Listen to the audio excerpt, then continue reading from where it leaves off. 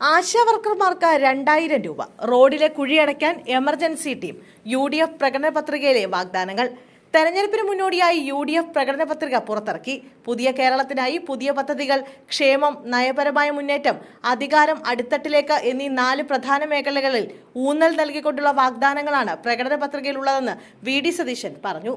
ദാരിദ്ര്യ നിർമ്മാർജ്ജനത്തിനായി UDF സർക്കാർ കൊണ്ടുവന്ന ആശ്രയ പദ്ധതിയുടെ 2ാം ഘട്ടമായി ആശ്രയ 2.0 ആരംഭിക്കും.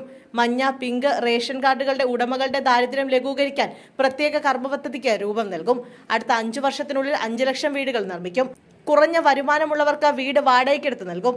ഭവന പദ്ധതി ഗുണഭോക്താക്കളെ ഗ്രാമസഭകൾ വഴി പ്രാദേശികമായി കണ്ടെത്തും. തദ്ദേശ റോഡുകൾ സ്മാർട്ടാക്കും. 48 മണിക്കൂറിനുള്ളിൽ റോഡിലെ കുഴികൾ നികത്താൻ എമർജൻസി ടീമിനെ സജ്ജമാക്കും. നഗരങ്ങളിലെ വെള്ളക്കെട്ട് തടയാൻ ഓപ്പറേഷൻ അനന്ത മോഡൽ നടപ്പിലാക്കും.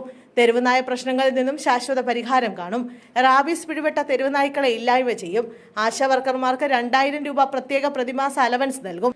സംസ്ഥാനത്തെ എല്ലാ വാർഡുകളിലും ഉപാധിരഹിത വികസന ഫണ്ട് നൽകും. എന്നിങ്ങനെയുള്ള വാഗ്ദാനങ്ങളാണ് കോൺഗ്രസ് മുന്നോട്ട് വയ്ക്കുന്നത്.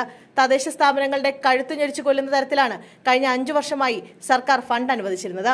അത്തരം തടസ്സങ്ങളില്ലാതെ തദ്ദേശ സ്ഥാപനങ്ങൾക്ക് വികസന ഫണ്ട് അവരുടെ അവകാശമാക്കി മാറ്റും. ബജറ്റിൽ സൂചിപ്പിച്ച ഫണ്ട് പൂർണ്ണമായും നൽകും.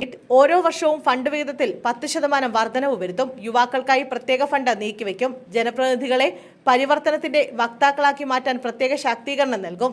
ജനസേവനം ഉറപ്പുവരുത്താനായി എല്ലാ വാർഡുകളിലും സേവാഗ്രാം പദ്ധതി നടപ്പാക്കുമെന്നും പ്രകടന പത്രിക പുറത്തിറക്കിക്കൊണ്ട് പ്രതിപക്ഷ നേതാവ് VD സതീശൻ പറഞ്ഞു.